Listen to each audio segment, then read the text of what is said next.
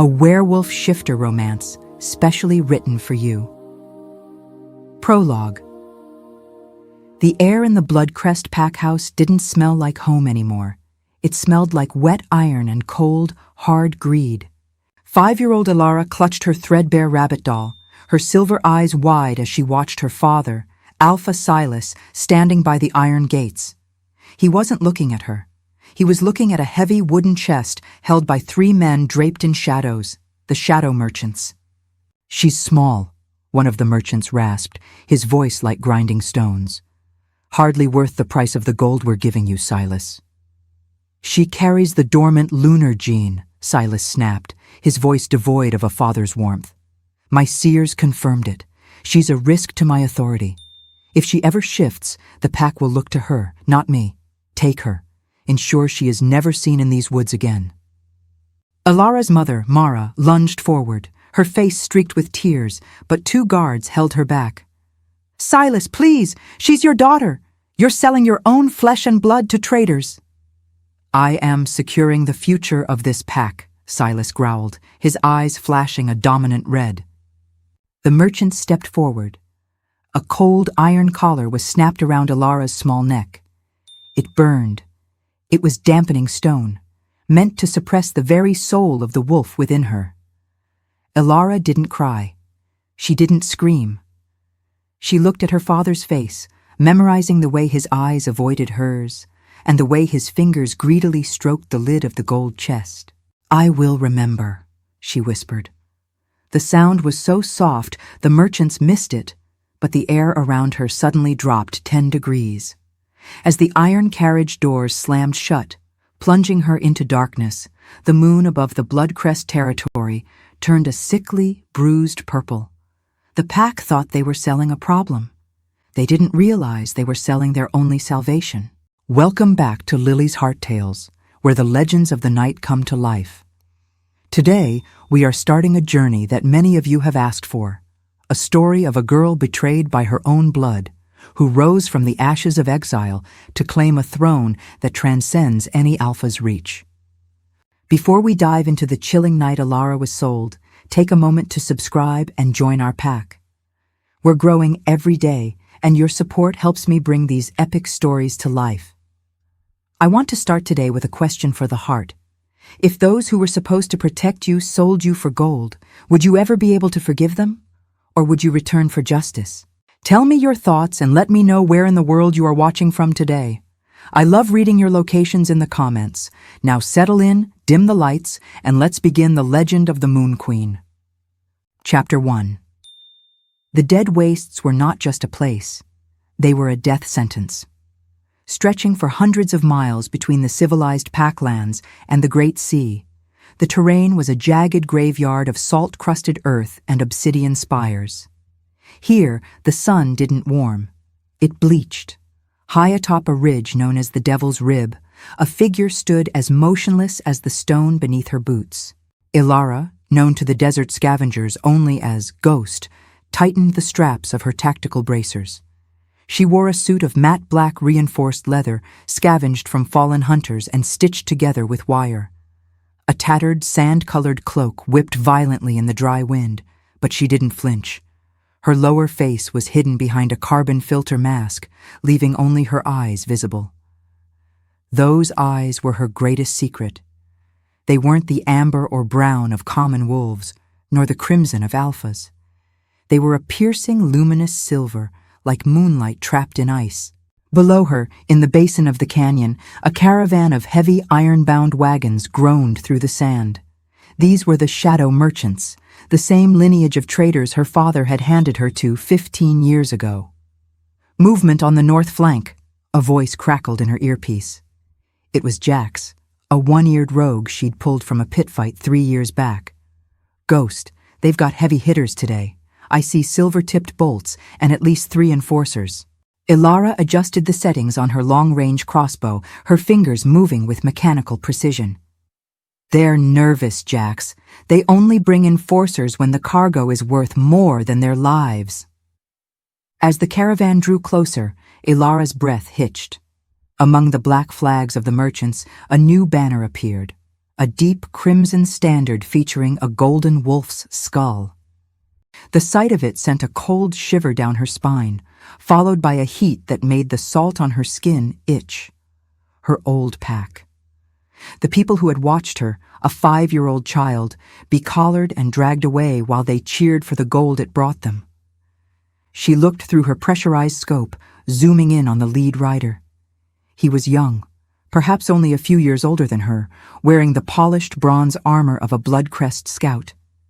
He sat tall on his horse, his face twisted in a sneer of disgust as he looked at the filth of the wastes.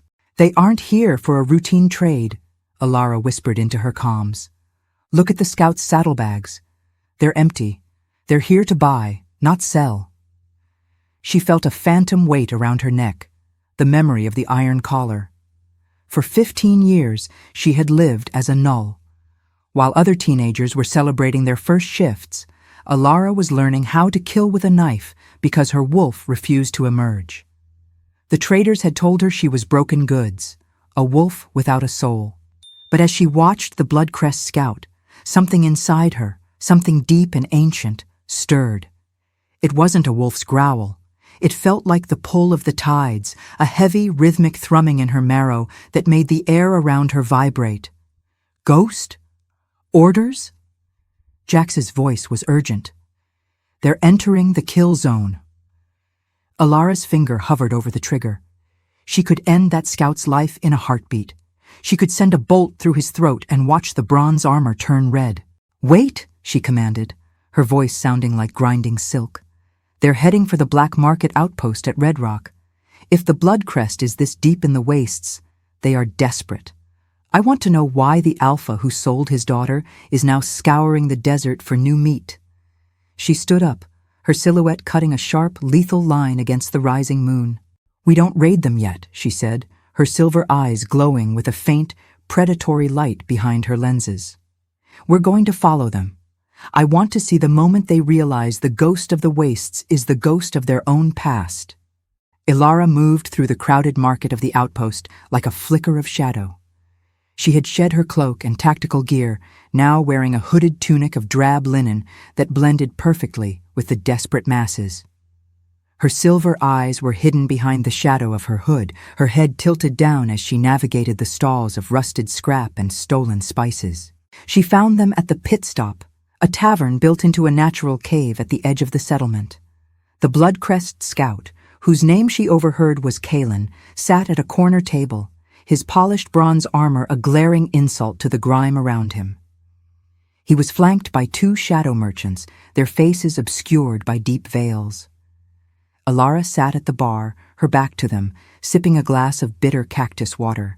Her senses, sharpened by years of being a Null in a world of predators, picked up their conversation over the din of the tavern. "The Alpha is losing patience," Kalen hissed, his voice tight with a fear he tried to hide behind his arrogance. "The curse has reached the inner circle. 2 more enforcers turned to stone this morning. If we don't find a lunar carrier by the next blood moon, the Blood-Crest will be nothing but a graveyard of statues." One of the merchants chuckled, a dry, rattling sound. "You're asking for a miracle, Scout. The lunar bloodline was purged 20 years ago. Your own Alpha saw to that. He sold the last one to us when she was just a pup. We sold her to a mine in the north. She didn't last a winter." Elara's grip tightened on her glass. The surface of the water began to ripple, not from her hands shaking, but from a sudden, heavy vibration in the air. "So that's the lie they told him," she thought. "That I died in the cold." "There has to be another," Kalen pleaded, leaning in. "A hidden branch, a bastard line, anything. The Alpha is willing to pay 10 times the weight of the girl in pure blood gold. He is desperate. He knows that without a Moon Queen's blood to break the curse, the pack's lineage ends with him." "We've scoured the dead wastes," the second merchant replied. "There are no silver-eyed wolves left, only Ghost and her band of strays, and she's just a human girl with a crossbow." Kalen spat on the floor. A human girl. Pathetic. To think the great Alpha Silas has to hide in his fortress while a human ghost rules the wastes. Elara felt a strange, cold heat bloom in the center of her chest. It was the first time she had heard her father's name in a decade. Silas, the man who had weighed her life against a chest of gold. Now he was turning to stone, his empire crumbling under the weight of a curse that only she could lift. Suddenly, a heavy hand slammed onto the bar next to Elara. "Hey, girl!" a massive scarred rogue growled, leaning into her space. He smelled of rot and bad intentions. "You're sitting in my spot, and I don't like people who hide their faces." Elara didn't look up. "Move along, friend. You're interrupting a very expensive silence." The rogue laughed, drawing a jagged knife. "I think I'll see what's under that hood first." At the corner table, Kaelin and the merchants looked over, drawn by the commotion. Elara knew she had to leave before the scout got a close look at her features. As the rogue reached for her hood, Elara moved. It wasn't a wolf's speed, but it was faster than any human. She grabbed his wrist, twisted it until the bone popped, and slammed his head into the stone bar in one fluid motion. The tavern went silent. Kaelin stood up, his hand on his sword hilt, his eyes narrowing as he studied the hooded girl who had just laid out a man twice her size. "You," Kaelin called out, his voice echoing in the cave. "Lifting a hand against a local in front of a Blood-Crest officer? Show yourself." Elara stood still, her back to him. The blue thrumming in her veins was now a roar. The moon, visible through the tavern's open mouth, seemed to pulse in time with her heart. "I don't show myself to lapdogs," she said, her voice dropping an octave, vibrating with an authority that made the bottles on the bar rattle. Before Kaelin could react, Elara threw a smoke pellet at her feet. As the gray mist filled the room, she vanished through a side exit, leaving Kaelin coughing and reaching for a shadow that was already gone. Outside, in the cold desert night, Elara looked up at the silver orb in the sky. For the first time in 15 years, she felt the iron collar in her mind snap. "The Blood-Crest is turning to stone," she whispered to the wind. "How fitting, a heart of stone for an alpha of stone." She looked at her hands. They were glowing with a faint, ethereal blue light that flickered like a dying star before vanishing. The awakening had begun. Chapter 2. Elara sprinted across the white expanse, her breath coming in plumes of silver frost. Behind her, the flickering orange glow of torches signaled Kaelin's pursuit. He hadn't let it go. The moment she had escaped the tavern, he had deployed the Blood-Crest's elite trackers. They didn't know she was the ghost, but Kaelin knew she was something. "Don't let her reach the spires!" Kaelin's voice echoed across the flats. "Flank her! Use the silver nets!" Elara pushed her legs harder. Her lungs burned, but the strange, cold thrumming in her marrow was getting louder, drowning out the sound of her own heartbeat. She reached the center of the great salt basin, a natural arena of jagged salt pillars that looked like frozen lightning bolts. She skidded to a halt as 4 Blood-Crest scouts emerged from the shadows of the pillars, their crossbows leveled at her chest. Kaelin walked forward, his bronze armor dull under the moonlight, his sword drawn. "You're fast, girl," Kaelin said, his breath hitching. "And you have a voice that sounds like a ghost story. Who are you? Why does a desert rat have the presence of a queen?" "You wouldn't recognize a queen if she stood on your neck, Kaelin," Elara spat, her hood falling back to reveal her face. Kaelin froze. In the direct moonlight, her silver eyes were no longer just a color. They were luminous. They were the eyes of the legends he had been sent to find, the eyes of the child Silas had sold. It's impossible," Kaelin whispered, his sword hand trembling. "The merchants said you died. You're Elara." "I am the debt you forgot to pay," she growled. "Take her!" Kaelin suddenly screamed, a mix of terror and greed in his eyes. "Capture her. If we bring her back, the Alpha will give us everything." The scouts fired. Time didn't slow down. It stopped. Elara felt a tectonic shift in her soul. The Null barrier, the invisible wall that had kept her wolf locked away for 15 years, didn't just break. It shattered. A scream tore from her throat, but it wasn't human. It was a sound of ancient, celestial fury. Instead of fur and bone shifting, a shockwave of blue lunar fire erupted from her skin. The silver-tipped bolts disintegrated into ash before they could touch her. The salt flats beneath her feet vitrified into glass as the temperature plummeted. The blue fire didn't burn like wood. It was cold, a freezing, crystalline energy that wrapped around her like a cloak of stars. Her hair floated as if she were underwater, turning a brilliant, shimmering white. "The Moon Queen," one of the scouts whispered, dropping his weapon in terror. The hounds, bred for killing wolves, didn't attack. They whimpered and pressed their bellies into the salt, their primal instincts recognizing a predator that outranked the stars themselves. Elara raised her hand. She didn't have a weapon, but the blue fire obeyed her will. She flicked her wrist, and a wave of lunar energy swept outward, throwing the scouts back like autumn leaves. She turned her gaze to Kalen. The scout commander was paralyzed, his alpha-trained aura completely suppressed. He fell to his knees, not by choice, but because his very blood demanded he bow. "Go back to Silas," Elara said, her voice echoing with the weight of 1,000 moons. "Tell him the ghost is coming home, and tell him to enjoy his stone heart while he can still feel it beat." She turned and walked into the white mist of the salt flats, each footprint she left behind glowing with a soft, eternal blue light. She wasn't just a survivor anymore. The Moon Queen had returned. Elara didn't wait for Kalen to find his courage. She moved with a new, effortless speed, her boots barely touching the salt as she vanished into the obsidian spires of the Dead Wastes. 3 miles away, hidden beneath a massive overhang of rock, was the Hive, the secret encampment of her rogue crew. As she approached, the sentries didn't challenge her. They simply stepped back, their eyes wide. They could smell it on her, the scent of ozone, night-blooming jasmine, and ancient, cold power. She stepped into the central, flickering light of the campfire. Jax was there, sharpening a jagged blade alongside Mira, a fierce brawler from the southern packs. "Ghost?" Jax stood up, his one ear twitching. "You're late. We heard a sound out there, like the sky was cracking open. And your eyes, they're still glowing, boss." Elara reached up and pulled the tactical mask from her face, dropping it into the dirt.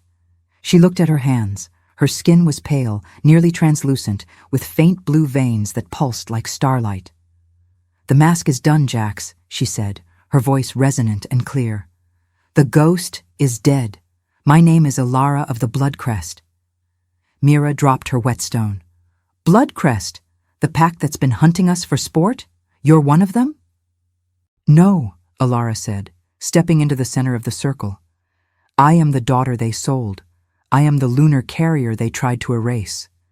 And tonight, I woke up." She held out her hand, and for a brief second, a small, dancing flame of blue fire licked across her palm. It didn't burn her. It seemed to caress her. The rogues around the fire backed away, some falling to their knees in instinctive submission. "I've spent 15 years hiding in these wastes, thinking I was a Null," Elara continued, her silver eyes locking onto each of them. "But I wasn't broken. I was waiting for the moon to call me home. The Blood-Crest is dying.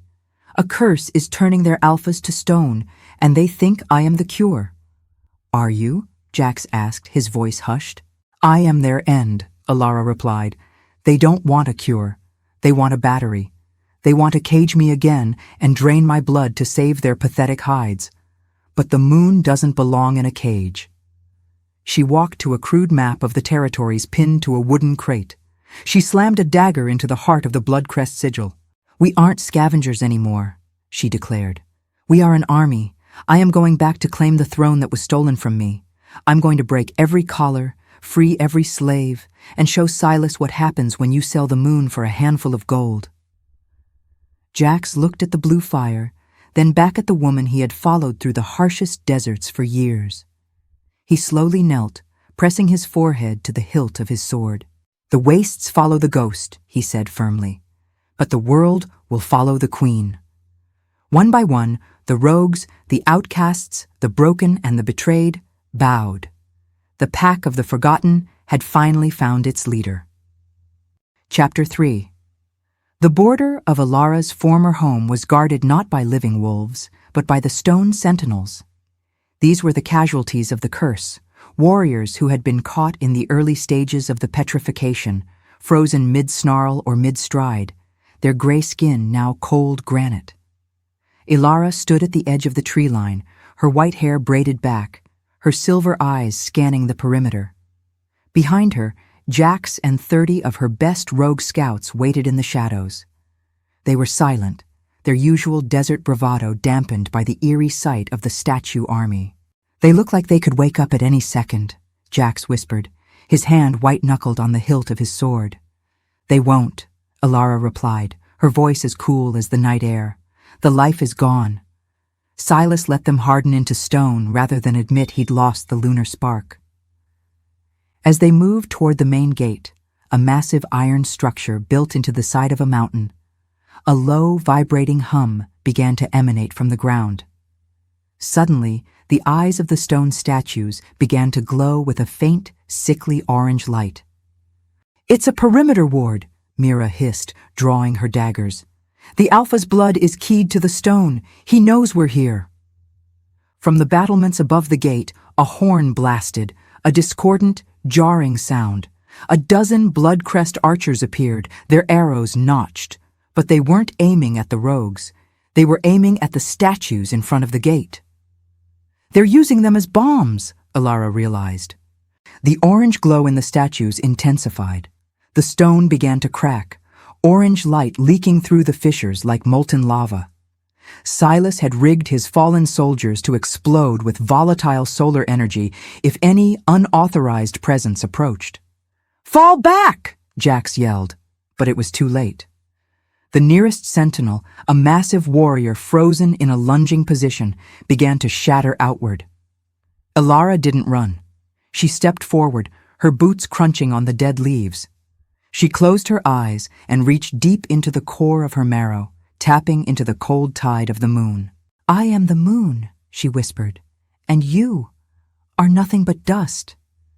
She slammed both palms into the earth. Instead of a shock wave of fire, a frost wave of blue light surged across the ground.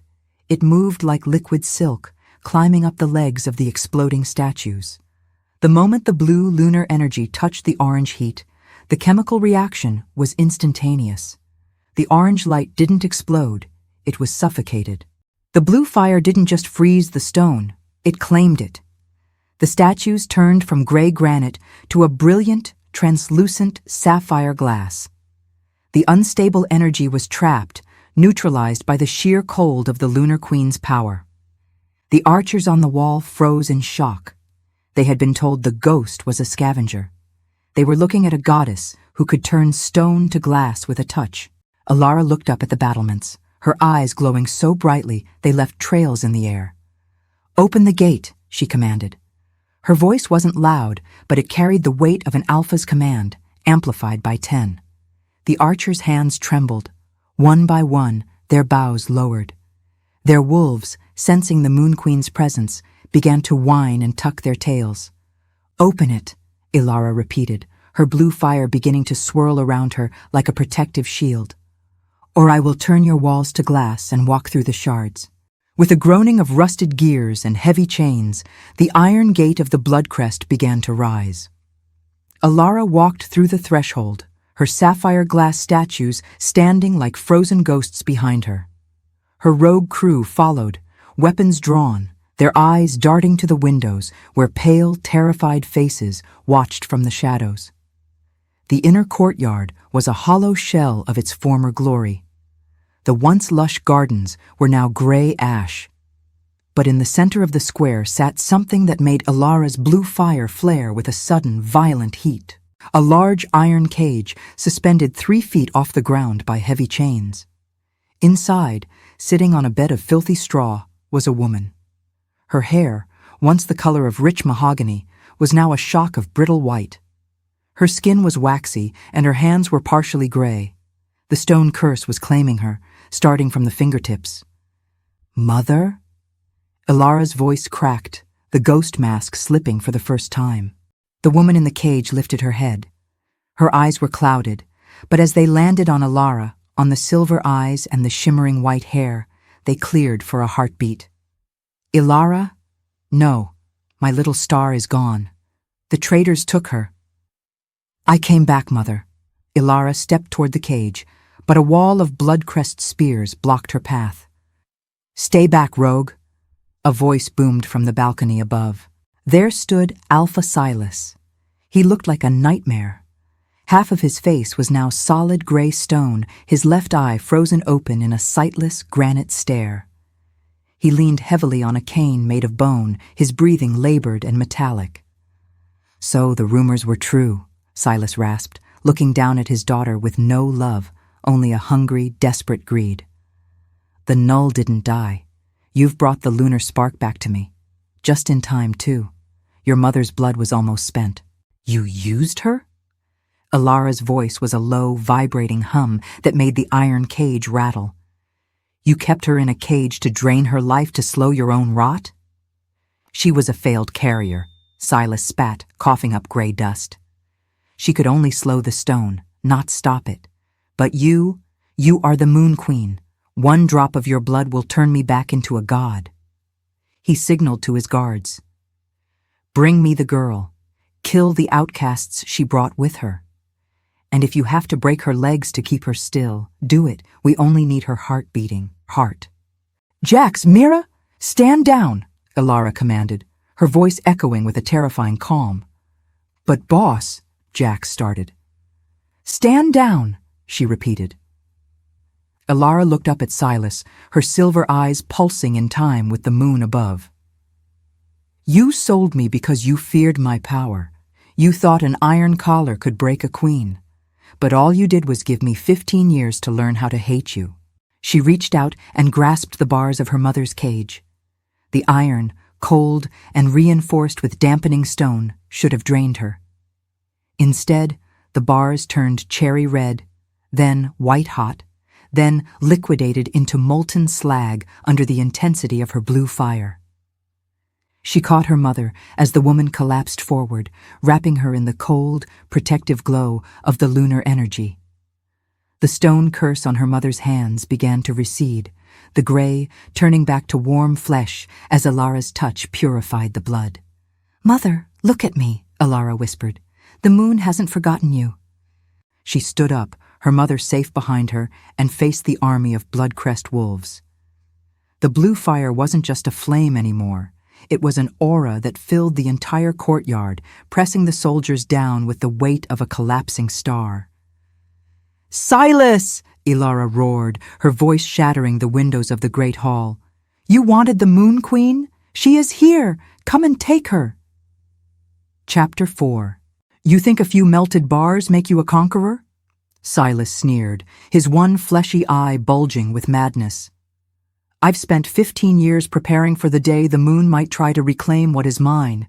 If I cannot have your blood to heal me, I will use your bones to pave my throne. Silas slammed his bone cane against the stone floor 3 times. The sound resonated deep into the foundations of the mountain. From the dark archways of the great hall, a rhythmic, heavy thudding began. It wasn't the sound of paws on stone, it was the sound of stone on stone. Out of the darkness emerged the golems.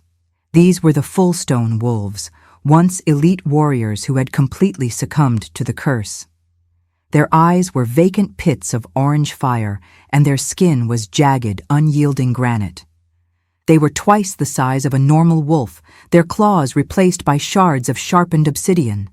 They didn't breathe, they only existed to destroy. They have no hearts for you to move, daughter, Silas roared. They have no souls to bow to your light.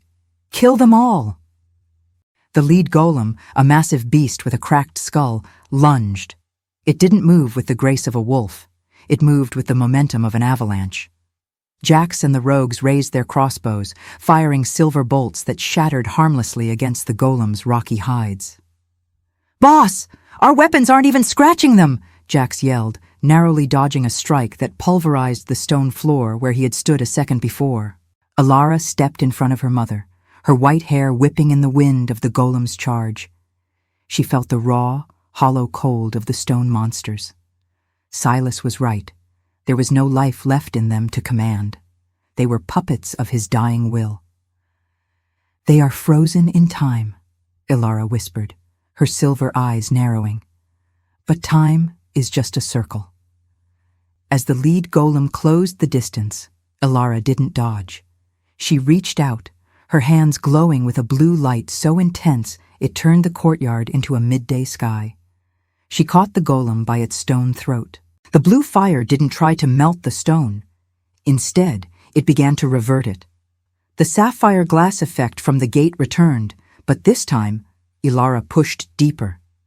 She sent a pulse of lunar energy through the cracks in the golem's hide, seeking the tiny, trapped spark of the warrior who used to be inside. "I release you," she commanded. The golem froze. The orange fire in its eyes flickered and turned a brilliant, calm blue. The jagged granite smoothed over, turning into translucent crystal. With a sound like 1,000 chimes, the golem didn't shatter. It dissolved into a cloud of fine, sparkling stardust. The warrior was gone, but his spirit was finally at peace, no longer a slave to Silas's rot. Elara turned to the remaining 5 golems, her aura expanding until it brushed against the very balcony where Silas stood. The blue fire began to form into the shape of a massive, ethereal wolf behind her, the lunar avatar. "Your army is made of the dead, Silas," Elara's voice boomed, overlapping with the haunting howl of the spirit wolf. "And the dead are tired of serving a corpse." She raised both hands, and the stardust from the fallen golem began to swirl around her like a cyclone. Silas gripped the balcony railing so hard the stone crumbled under his fingers. "Destroy her! Why are you stopping? Tear her apart!" But the golems weren't stopping. They were being transformed. Elara stood in the eye of the stardust storm, her arms outstretched. She wasn't just destroying Silas's puppets, she was reclaiming the spirits of the warriors trapped within the stone. "You built your kingdom on the backs of the broken."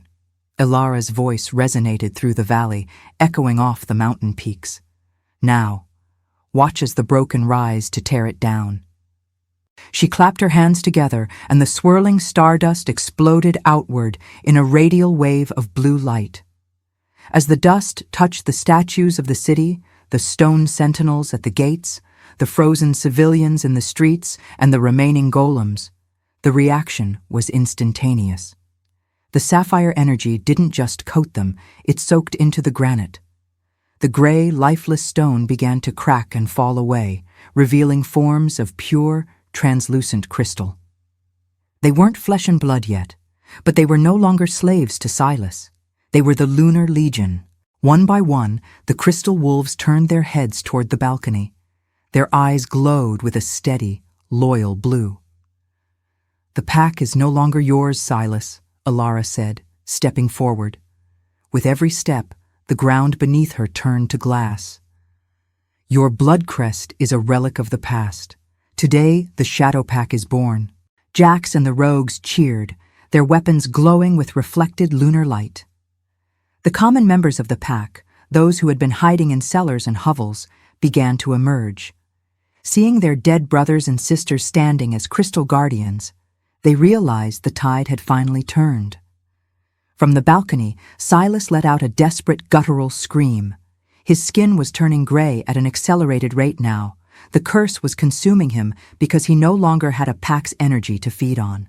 "I still have the mountain," Silas roared, retreating into the darkness of the throne room. "I will bring the peak down on all of you before I let a Null take my crown." "He's going for the Heartstone," Elara's mother whispered, leaning against Jax for support. "It's the anchor of the mountain's power. If he shatters it, the entire fortress will collapse into the abyss." Elara looked up at the towering spires of the palace. "Then it's time to end this. Jax, get the civilians to the salt flats. Mira, guard the gates." "What about you, boss?" Jax asked, his eyes wide with worry. Elara's white hair flared like a halo of light. I'm going to go see my father. He owes me 15 years of gold and a soul. Chapter 5. The double doors of the throne room didn't open. They shattered outward as Elara approached. Inside, the sight was nightmarish.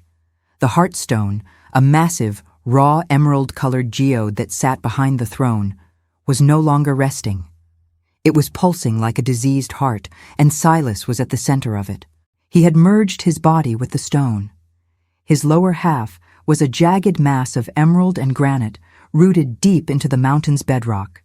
His torso was a horrific fusion of flesh and crystal, his arms elongated into massive crystalline blades. "You're late, Elara." Silas's voice was no longer human. It sounded like two mountains grinding together. "I have tapped into the very marrow of the world. I am the Blood-Crest Mountain now." As he spoke, the ceiling began to crack. Massive stalactites of emerald energy dripped from above, sizzling as they hit the floor.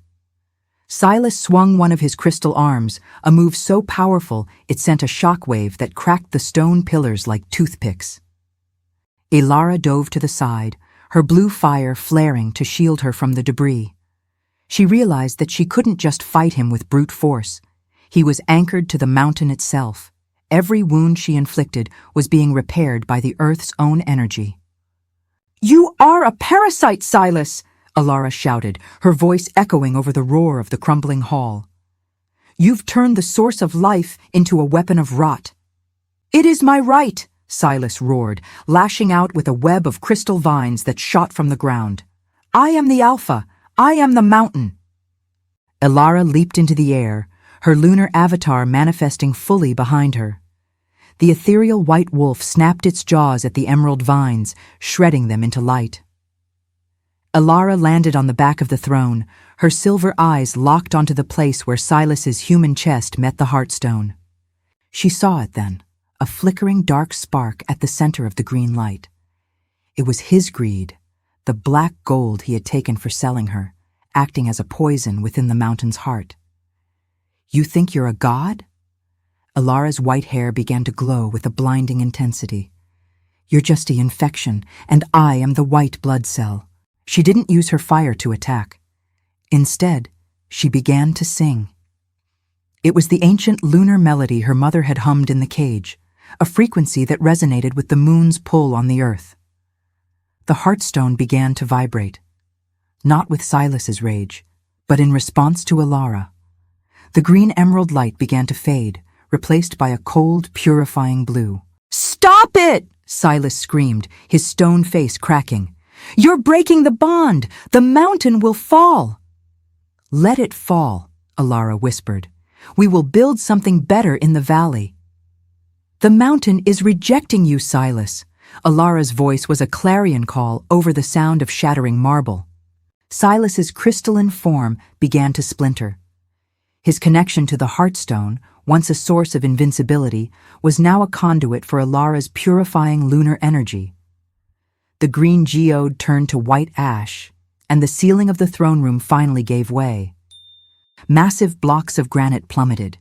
Below in the courtyard, the rogue crew and the newly awakened crystal wolves were being trapped by the falling debris. "Boss, the mountain is coming down," Jax's voice echoed from far below. "We can't clear the gates in time." Elara looked at her mother, who was being shielded by a group of crystal warriors. She looked at her people, the outcasts, the rogues, and the betrayed. If she stayed to finish Silas, they would all be buried. If she saved them, Silas might survive in the rubble.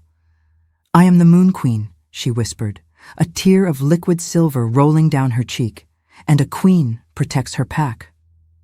Elara let go of the Heartstone and surged into the air. Her lunar avatar, the massive ethereal wolf, expanded until its paws touched the edges of the collapsing walls. She wasn't just holding up the ceiling, she was opening a lunar rift. "Go!" Elara roared to the crowds below. She extended her hands, and beams of blue light latched onto every living soul in the fortress, rogue, civilian, and crystal wolf alike. "Elara, no!" her mother cried out as her body began to dissolve into blue particles. "Don't stay!" "I'll find you in the valley, Mother," Elara promised, her voice strained as the weight of the mountain pressed down on her spirit. One by one, the people of the Blood-Crest were pulled into the rift, teleported miles away to the safety of the salt flats. The effort was draining Elara's very life force. Her white hair was turning a dull gray, and the blue fire was flickering. Silas, now a broken heap of rock on the floor, crawled toward her, his one remaining eye filled with spite. "If I die, you die with me, daughter." He lunged with a jagged shard of emerald, aiming for her heart. Elara didn't flinch. As the palace hit the final stage of collapse, she redirected the last of the rift's energy. Instead of teleporting herself, she detonated the remaining lunar power inward. The explosion was silent. A sphere of pure white light expanded from the throne room, vaporizing the Heartstone, Silas, and the corruption of the Blood-Crest in a single heartbeat. From the salt flats miles away, Jax, Mira, and Elara's mother watched as the peak of the mountain simply vanished. A cloud of silver dust settled over the valley like snow. "She's gone," Jax whispered, falling to his knees. But as the dust settled, a single brilliant blue star remained hanging in the air where the peak used to be. It pulsed once, a heartbeat of light, before descending slowly toward the valley. Chapter 6. Jax was the first to see it. A small, flickering blue flame moving through the settling silver mist. He sprinted forward, followed by Mira and Elara's mother. They found her in the center of a scorched circle of earth. Elara lay on her side, her breathing shallow. Her hair, once brilliant white, was now streaked with obsidian black, the price of the lunar sacrifice. Her tactical gear was shredded, and she looked smaller, more human than she had on the throne. "Elara!" Her mother pulled her into her lap, sobbing as she felt the warmth of her daughter's skin. Elara's silver eyes flickered open. They weren't glowing anymore, but they were clear. Is the pack safe?" "We're here, boss," Jax choked out, shielding her from the wind. "Every one of us, even the crystal ones. They're turning back to flesh." But the moment of peace was shattered by the rhythmic, heavy beat of drums. From the eastern ridge, a new army appeared. Unlike the decaying Blood-Crest, these warriors were clad in heavy plate armor, riding massive, armored direwolves. Their banner was a black fist, clutching a lightning bolt. The Iron Talons were known as the Scavengers of the North. They waited for kingdoms to fall so they could pick the bones. Seeing the Blood-Crest mountain vanish, they had moved in to claim the unclaimed Lunar Queen and her new territory. An Alpha, massive and scarred, rode to the front of the line. He looked down at the huddle of survivors with a predatory grin. "I am Alpha Varos," he boomed, his voice amplified by his wolf's roar. "I see the Blood-Crest has finally fallen. By the laws of the wild, this land and the girl who broke it now belongs to the Iron Talon." Jax and Mira stood up, drawing their battered weapons. The 30 rogues formed a thin, desperate line in front of Elara. "She belongs to no one," Jax spat. "She is the Moon Queen." Varos laughed, gesturing to Elara's weakened state. "She looks like a broken bird in the dirt to me. Move aside, rogues, or we will ride over you. We want the lunar blood, and we will have it, willingly or in a jar." Elara felt the cold fear of her people. She felt her mother's heart racing against her back. She had no fire left. Her marrow felt like lead, and her muscles refused to move. "I am empty," she thought. "I gave it all to the mountain." But then she felt something else, a hum, not from her own body, but from the earth itself. The silver dust that coated the valley began to vibrate. The thousands of survivors, the ones she had saved, began to step forward. Not just the rogues, but the old men, the mothers, and the young wolves who had been slaves. They didn't have weapons, but they stood together. A wall of souls. "You want our queen?" a young boy shouted, stepping to the front. "You have to take the pack first." The collective will of the thousands she had saved began to act as a battery. Elara felt a spark ignite in her chest, not her own power, but the power of the pack's gratitude. She stood up, leaning on her mother and Jax. As she rose, the silver dust on her skin began to swirl, and her eyes didn't just turn silver, they turned a blinding, polished chrome. "Varos," she said, and though her voice was a whisper, it echoed in the Alpha's own mind. "You chose the wrong day to go hunting." "You talk of hunting, little girl?" Varos barked, signaled his archers to raise their bows. "Look at your people. They are starving, tired, and covered in the ash of their own home. They aren't a pack, they are a funeral procession. This is your last warning. Bow or bleed." Elara took a step forward, pulling away from Jax's support. She felt the silver dust under her fingernails, the very remains of the mountain she had sacrificed. She closed her eyes, not seeking the moon in the sky, but the moon in the hearts of those around her. "I didn't save them so they could belong to me," Elara whispered, her voice gaining a strange, melodic resonance. "I saved them so they could finally belong to themselves."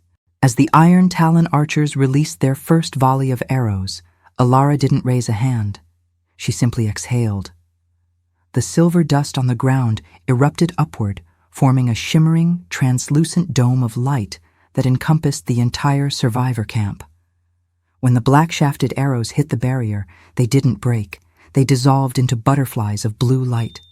Varos's eyes widened. "What is this? She was empty. I saw her fall." "She is not drawing from her own well, Alpha," one of the Iron Talon seers whispered, her voice trembling. "She is drawing from ours. Every wolf in this valley who feels a spark of hope is feeding her." Elara walked toward the barrier, her eyes glowing with a calm, absolute authority. With every step, the black streaks in her hair turned to pure, liquid silver once more. The shield of the many began to hum with a frequency that made the Iron Talon dire wolves whine and back away, their primal loyalty to their riders breaking under the Queen's song. "Varos!" Elara said, her voice now a thunderous harmony of 1,000 voices. "Your law is the law of the fist, mine is the law of the tide, and the tide is coming in." She flicked her wrist, and the shield didn't just stand, it expanded. A wave of lunar pressure swept across the salt flats. It didn't kill, it humbled. The Iron Talon warriors found their knees hitting the salt before they could even think to fight. Even Varos was bucked from his mount, landing face first in the dust as his own wolf bowed its head to the ground in a sign of total submission.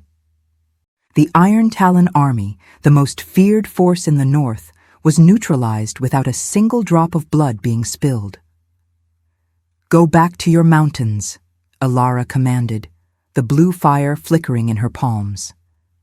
"Tell the world that the dead wastes are no longer a graveyard. They are the Shadow Kingdom, and I am its queen." Varos scrambled to his feet, his pride shattered as he watched his entire legion refuse to stand against her. He saw the Null girl he had intended to slave, now standing as the most powerful Alpha in history. Without a word, he signaled a retreat. As the drums of the Iron Talon faded into the distance, the survivors let out a roar of triumph that shook the stars. Epilogue. 1 year later. The crater where the Blood-Crest mountain once stood had been transformed. Using her power and the labor of her free people, Elara had guided the earth to form a new city, Lunaris. It was a city of glass and white stone, powered by the very stardust of the old world. There were no cages in Lunaris. There were no Nulls. Elara stood on the balcony of the new palace, her mother standing beside her, healthy and strong. Jax, now the commander of the Lunar Guard, approached and bowed. "The trade routes are open, Queen Elara. The neighboring packs have sent emissaries, and they all brought gifts of peace." Elara looked out over her kingdom. The silver eyes that had once looked for a way to die in the desert now looked toward a horizon of endless light. She touched the spot on her neck where the iron collar used to be. The skin was smooth. "We don't need their gifts, Jax," she said, a small, knowing smile playing on her lips. "Just their respect." She shifted into her wolf form, not a gray beast of the forest, but a massive white wolf with fur that shimmered like a fallen star. She let out a howl that wasn't a call for help, but a declaration of victory. The Moon Queen had returned, and the night was finally hers.